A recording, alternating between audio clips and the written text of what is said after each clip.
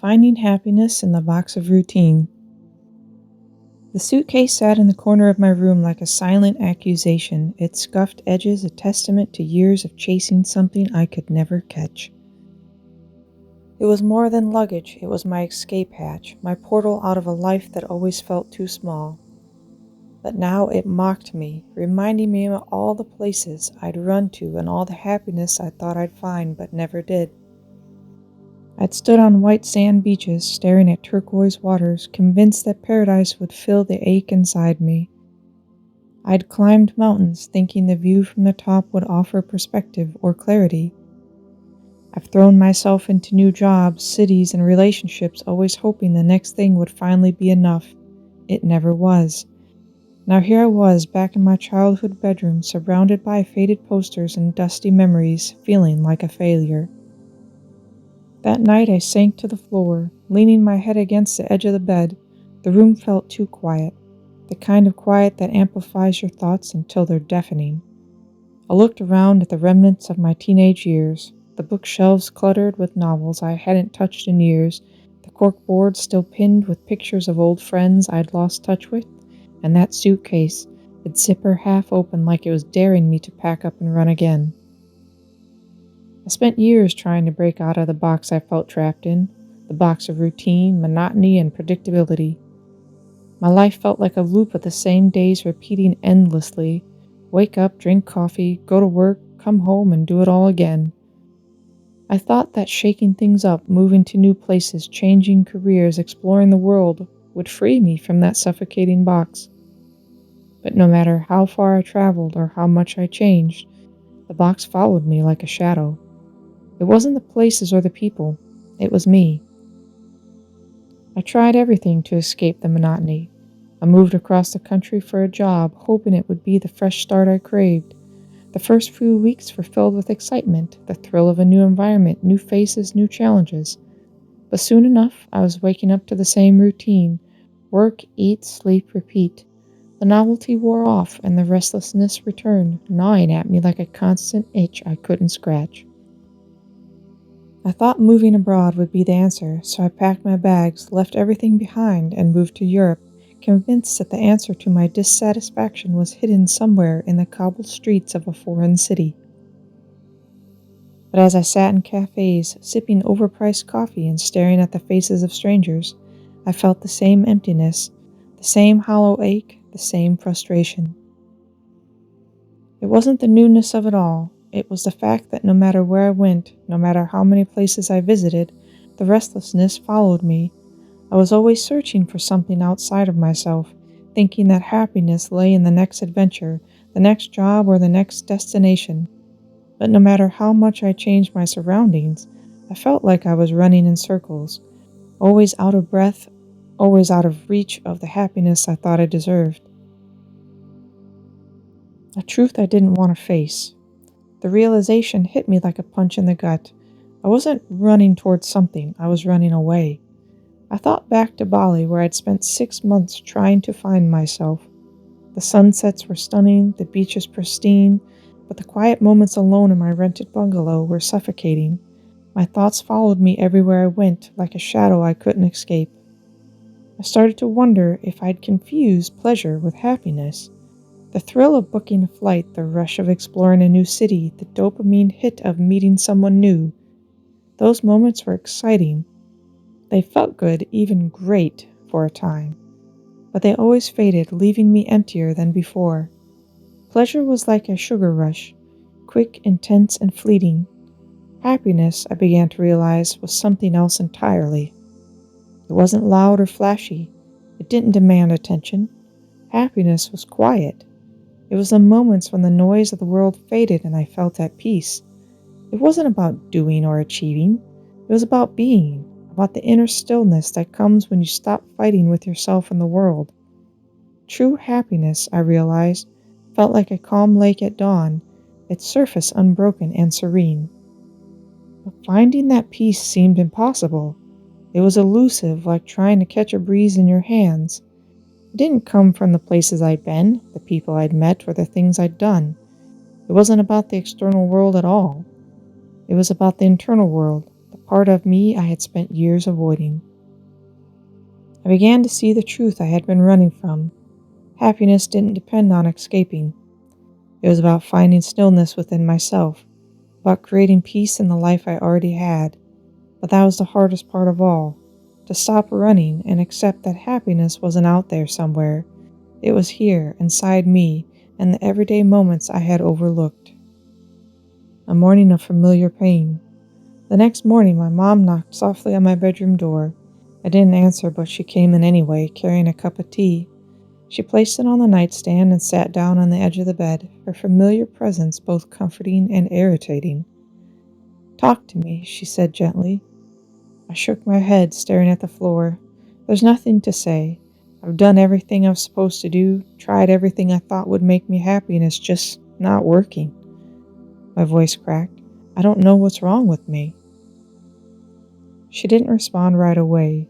Instead, she reached out and placed a hand on mine, her touch grounding me. "Sweetheart, there's nothing wrong with you," she said softly. "But maybe it's not about doing or going. Maybe it's about seeing what's already here." Her words lingered long after she left the room, and for the first time in a long time, I let myself sit with them instead of running away. Later that day, I went for a walk around the neighborhood I'd grown up in. It wasn't a decision so much as a need to move, to get out of my own head. The streets were as familiar as my own name, but I hadn't really looked at them in years. I passed the playground where I'd learned to swing so high it felt like flying, the corner store where the cashier used to sneak me candy when my mom wasn't looking, the park where I'd spent summers reading under the shade of the same oak tree. These places weren't extraordinary, but they were steady, unchanged in a world that often felt too chaotic. They'd always been here, quietly waiting for me to notice them. As I walked, I began to wonder if happiness wasn't about adding more to my life. As I walked, I began to wonder if happiness wasn't about adding more to my life, but about appreciating what was already there. I stopped at the park for a while, sitting on the bench beneath the oak tree. The leaves rustled gently in the breeze, and the sun cast a soft glow on everything around me. It was beautiful, in a way I hadn't noticed before. The world didn't need to be extraordinary for me to be happy. That night, I found myself scrolling through articles about happiness. One study caught my eye. Researchers had found that practicing appreciation, recognizing and acknowledging the good in your life, even in the smallest things, could significantly boost happiness and well-being. It wasn't about ignoring life's challenges, but shifting your focus to the steady, often overlooked joys that were already a part of your daily life. It made sense. The pursuit of pleasure was like a roller coaster, full of exhilarating highs and stomach-churning drops, but it was also exhausting. Happiness, though, was something else entirely. It was the quiet peace of a routine you loved, the stillness of being fully present, and the calm that comes from appreciating what you already had. It wasn't about what you had or where you were. It was about how you saw it. The realization washed over me. Happiness wasn't about chasing more. It wasn't about finding the next big thing or the next escape. It was about being still enough to see what was right in front of me, to feel gratitude for what I already had. It wasn't about more things. It was about loving the things that already filled my life, no matter how ordinary they seemed. For the first time in years, I put down my phone, closed my eyes, and just sat. I didn't think about the next trip or the next job or the next big achievement. I simply sat there, feeling the weight of the moment. And for the first time, I felt a flicker of something I'd been chasing for years: peace. It was like a subtle shift in perspective, a new way of seeing the world. I could stay right here, in the box of routine. I had spent so much time trying to escape and still find happiness. It didn't need to be exotic or extravagant or far away. It just needed to be just like I did. The realization was liberating. The truth I'd been avoiding had become clear. The restlessness I felt for so many years was not a sign of something missing, but rather a sign that I had been looking in the wrong places. It wasn't about more excitement or adventure. It wasn't about new experiences to fill an endless void. It was about being content with the quiet, simple moments and realizing that happiness was not a fleeting sensation. It was a deep, calm understanding of what you already had. That night I sat down with a cup of tea and started making a list, not of things I needed to do or places I wanted to go, but of the small things in my life that brought me peace and joy. The sound of rain on a windowsill, the warmth of homemade meal, the laughter of my sister as we joked about our childhood. It wasn't a grand list, but it was enough. In those small, often overlooked details, I saw the richness of my life. I began to practice this every day. Each morning I woke up and thought about what I could appreciate in the moment: the familiar comfort of my bed, the first sip of coffee, the quiet moments before the world started rushing. Each day I found something new to be thankful for, something that I had once overlooked or taken for granted. And slowly but surely, I started to feel a shift within myself. I didn't need to go anywhere to find happiness. I didn't need to keep changing my surroundings or chasing the next big thrill. The more I allowed myself to appreciate the life I had, the more I realized that I was exactly where I needed to be. The road to peace wasn't about running away from my routine. It was about learning to love it. It was about creating a life of stillness and presence in the very box I had tried so hard to escape. There was nothing wrong with my routine. It was my perception that needed to change. Instead of seeing it as a prison, I began to see it as a sanctuary. It was a steady rhythm of my life that allowed me to find the moments of joy I had once overlooked. In the end, the most profound truth I discovered was that happiness wasn't found in novelty, travel, or external achievements. It was found in stillness, in the quiet appreciation of the things we already have, and the gratitude for the simple moments that make up our lives.